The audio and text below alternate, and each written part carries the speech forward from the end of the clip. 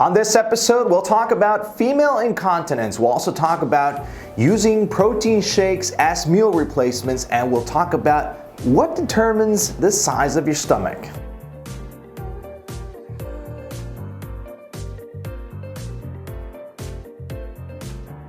Hello everyone, I'm Dr. Alvarez with Endobariatric.com, and welcome to episode 139 of the AskDrA show. Thank you so much for being here, for being part of the show, for sending us your questions. If you are new to the show, you might want to send us your questions and have them here answered on the show. There's two ways to do this. You can use the hashtag AskDrA on social media, or you can use my personal Instagram account as well. Big favor, if you are new to the show, you are not aware that the only thing I ask, all this is free content for you, the only thing I ask is that you share this show with any friend, family member, social media group, on your wall, Facebook, Instagram, or where you want to share it, but share something that people can benefit out of, and this is our goal here at the AskDrA show. So let's jump into this week's questions. Does weight loss help female incontinence? Yes, actually, female incontinence does get better, sometimes gets resolved by having a weight loss surgery.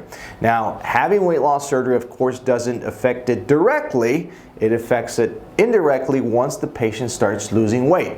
Why? How did this happen? Well, most patients that have female incontinence have some fat tissue around the central part of their body and central fat distribution, and that produces more intra-abdominal pressure. I tell patients it's like having or sleeping with 10 bricks on top of you and produces more intra-abdominal pressure. It's not helping because the bladder is very sensitive, and if you add a little bit of extra internal pressure, you'll pee, all right? So once you start getting those bricks off the way and the intra-abdominal pressure gets lowered, guess what? A lot of the patients that have female incontinence get resolved. So yes, you might want to talk your specific case with your bariatric surgeon or even urinary specialist. In this case, it could be your OBGYN or a urologist. Can I use my protein shakes as a substitute for my meals? All right, I get this a lot. So can I use a protein shake as a meal replacement? The answer is yes, you can, but there's a but. I would recommend this at the initial phases right after you had weight loss surgery, all right? So you can use it phase 1, phase 2. Let's do this as months, all right?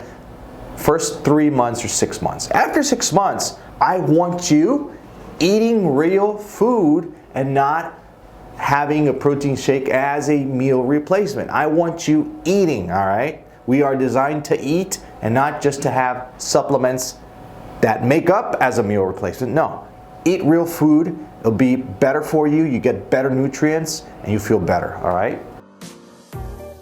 What factors play an important role in determining the size of the stomach? Okay, so good question.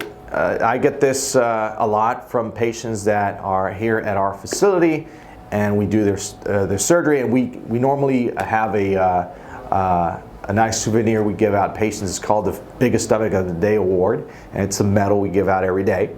And so I get this question, well, what determines the size of my stomach, or why was her stomach bigger than mine, or etc.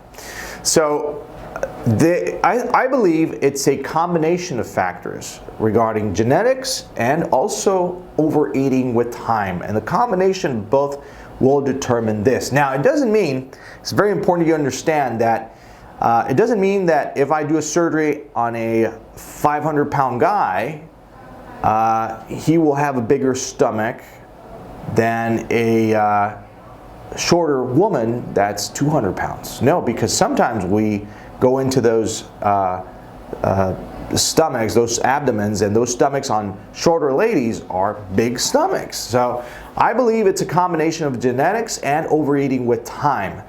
It is more what you do with that stomach prior to surgery and how you treat that stomach and how your eating habits are, rather than your stomach determining if you are going to be overweight down the road. Make sense? Now, when we do surgery, of course, it is what we cut out of that stomach on the gastric sleeve, and what stays behind, it is a fraction, it is a portion, it is a percentage of your own stomach. So if I took more stomach out from that other patient because it was bigger, it is a portion, it is a percentage of that person's stomach, and your stomach would be smaller, it is a percentage of your own stomach. Makes sense? So both patients would benefit with great weight loss. They'll have great outcome with their sleeves because it is a personalized procedure. That's where our slogan comes in. Changing lives, one sleeve at a time. All right, so I hope that makes sense. All right, so there you have it. That is it for episode 139 of the Ask Dr. A show.